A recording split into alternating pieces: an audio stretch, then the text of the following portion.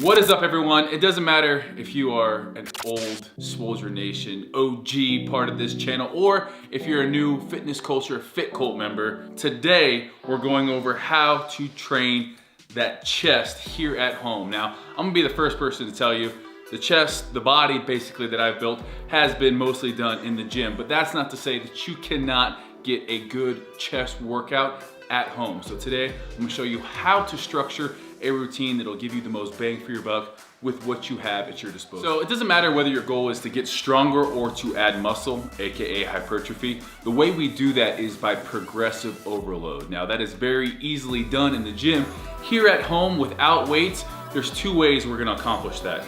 First, it's by creating angles so that we target the muscle in specific ways that we're able to overload that muscle. The second way is time under tension of any targeted muscles. That way we're really tearing down muscle fibers, leading to that hypertrophy. With the movements we're doing today, you guys need to know that we can't really prescribe you a set number of reps because we don't know what you're capable of here. But in the Fitness Culture app, the key thing is that we're gonna be progressing from week to week. So that's when you enter in all of the reps you do if you're in the gym or even at home, and then you build upon that. So with today, we're really gonna be shooting for right around that 10 to 12, but if you can do more, it's time then to make that exercise harder by either increasing that time under tension or adding maybe a backpack or elevating your feet. So with what we're doing today, again, we're really focusing on being able to progress in the future weeks to come. So you need to go to failure or close to failure depending upon what we're doing today. So today's workout, what we've done is we programmed this routine designed to have the most difficult movement at the start. Now, what we're doing by making sure we do the most difficult movement first is we're almost pre-exhausting. So we're gonna start off with a plyo push-up. This is gonna really overload that chest. And then from there, we're gonna subsequently follow with easier movement. So it's almost like extending the set, but we're making sure that we're hitting the chest with a variety of movements, with a variety of angles. So we're training the upper chest, the lower chest, the inner chest. And you're gonna see that even though it's supposed to get easier, you'll still stick basically within that rep range to failure because we're only giving you a certain period of rest time that really is gonna keep you working throughout the entire giant set.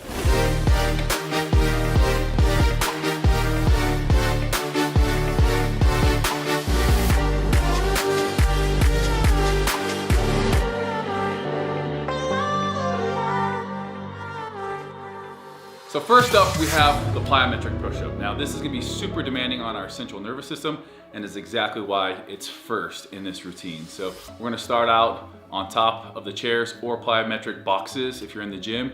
And pretty much what we're gonna be doing is dropping down to our chest. Now, because we're dropping down, we're gonna elicit a lot of motor units in that, high threshold motor units, to catch ourselves, not allowing our face to smack the ground, and then to explode back up onto the boxes. So, first movement, we've set up our chairs shoulder width apart. We're gonna set up, feet on the ground in a nice upright push-up position. From here, we're just gonna drop. Boom, catching ourselves and exploding back up onto the chairs.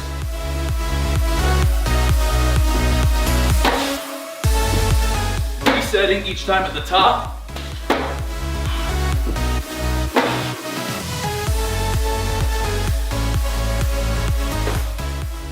Full range of motion as well. Starting to fatigue. One more. You can see why we can't go to absolute failure on this.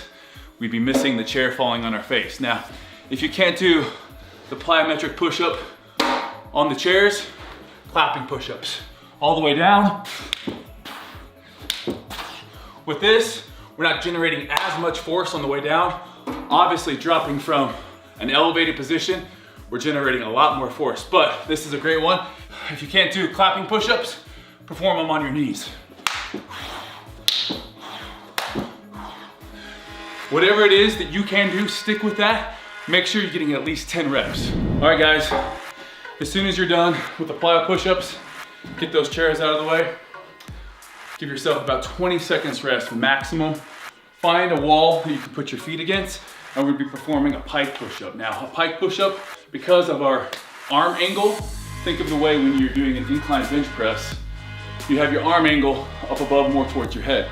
That's exactly what we're recreating by doing this pike push-up. So we're gonna be up in this pike position, booty's up in the air. This is probably one of the only times I'm gonna ever say, hey, put your booty in the air. You can also do these by putting your feet on the wall. It's getting this angle right here with our hands. From there, we're gonna press down.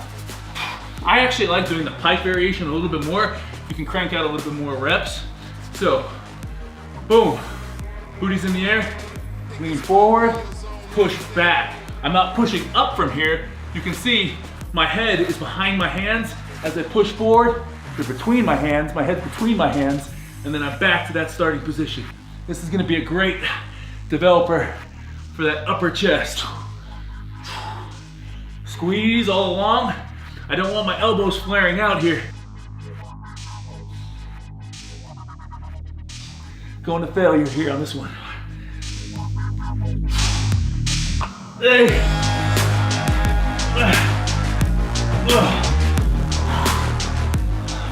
Leave that upper chest feeling like you just got done doing an incline dumbbell press. 20 seconds, and we'll be jumping into our next exercise.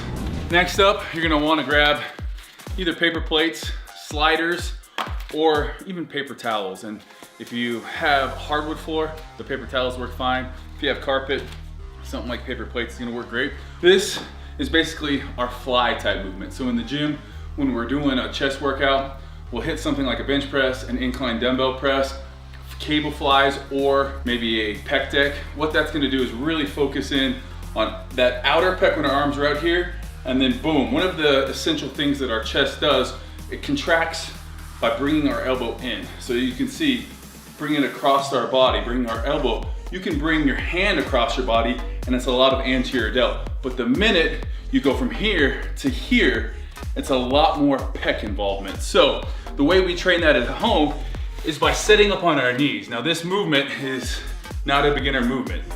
Setting up on your knees, you can either put your butt up or put your butt forward. This obviously is gonna be a lot harder, so I'll show you guys this one at the beginning. We're gonna start out here, keeping our arms almost all the way straight. We don't wanna be completely locked out, but almost all the way straight. We're gonna be bringing it to the top and squeezing. You can see the amount of chest activation that goes on by doing that. Now, if you wanna push the hips through, it's gonna make it a little bit harder. Nice and slow. Again, one of the things we talk about is time under tension. 3 seconds, followed by 3 seconds on the way back in. Squeeze here. A lot of chest activation. Outer pec right there coming in. Now we're working that inner pec.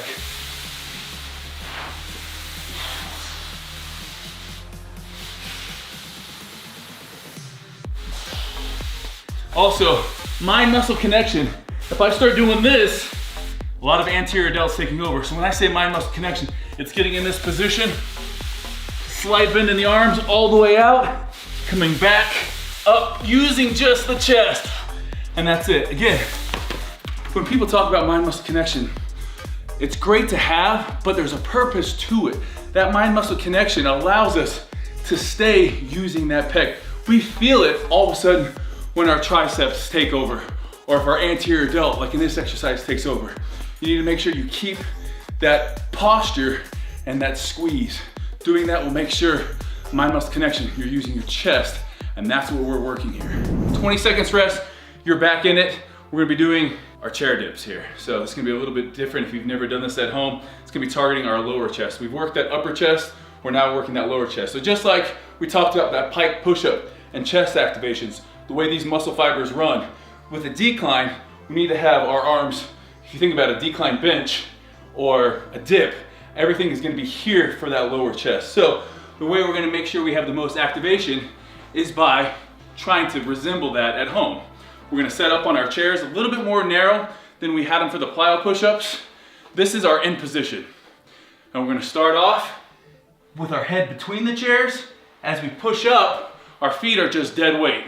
They're just added resistance that we slide on the carpet. But you're gonna feel it here, pressing up.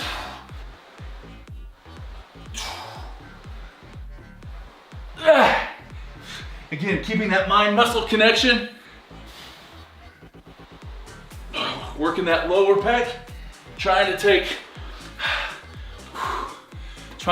that anterior delt out of it by making sure we're in proper anatomical position. As we come up, I'm not here, keeping that chest nice and tight, scooping, squeezing, back down. Last one. Again, when I say till failure, it's failure with perfect form. Otherwise, we're gonna be using all of those triceps. We're gonna be walking out here, doing this. These types of movements, when we're really looking to target a more specific area, you gotta make sure that you're using the right angles, creating that tension, creating that angle to where we're utilizing our lower pec. Whew. This is a great chest workout.